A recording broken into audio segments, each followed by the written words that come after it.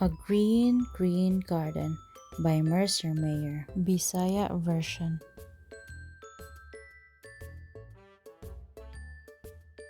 Panahon na sa pagtanom sa akong tanaman. Adtumi sa tindahan sa hardin, anaa niini ang tanan nga atong gikinahanglan. Gusto ko og berde nga tanaman. Nakakita kog daghang liso nga itanom. Mingon si mama, mupalit mi pipila ka mga liso.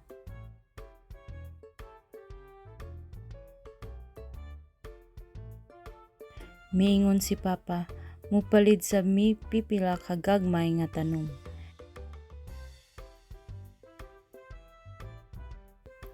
Mga gagmay kaayo sila ug parehas sila mga nawong.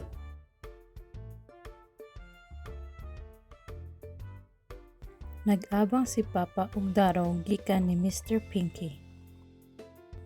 Muuli nami para masugdan na og pagtanom sa akong berde nga tanaman. Nagdaro si Papa sa tanaman. Nanguha mi og mga bato ug mga pungpong nga sagbot. Dili kani lingaw. Gitanom namo ang mga liso ug ang gagmay nga tanom.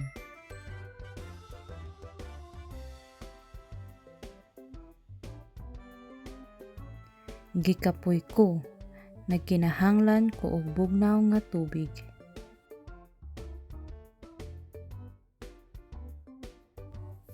Nahuman nami, moingon ko, karon makapahulay na ta. Miingon si Papa, kailangan bisbisan ang mga tagsa-tagsang mga tanom. Magpuli-puli ta. Kada adlaw, kuhaan og sagbot, bisbisan, ug maghulat. Among kuhaag sagbot, bisbisan, ug maghulat pa jud.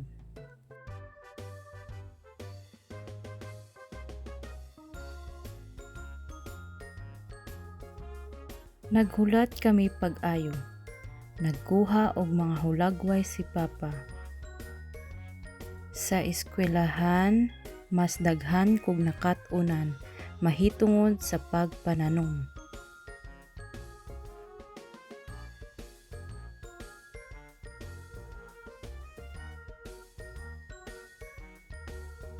Nagkuha kami og hugaw ug uban pang mga dahon para among iabono. Mupalit mig ulod nga ibutang sa akong tanaman.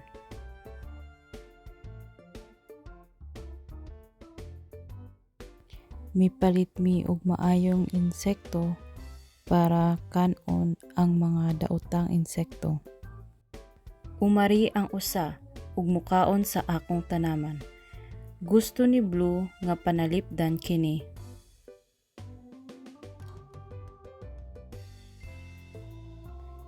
Sa katapusan na ako usa ka berde nga tanaman na ako'y dalag, kahel ug pula nga tanaman.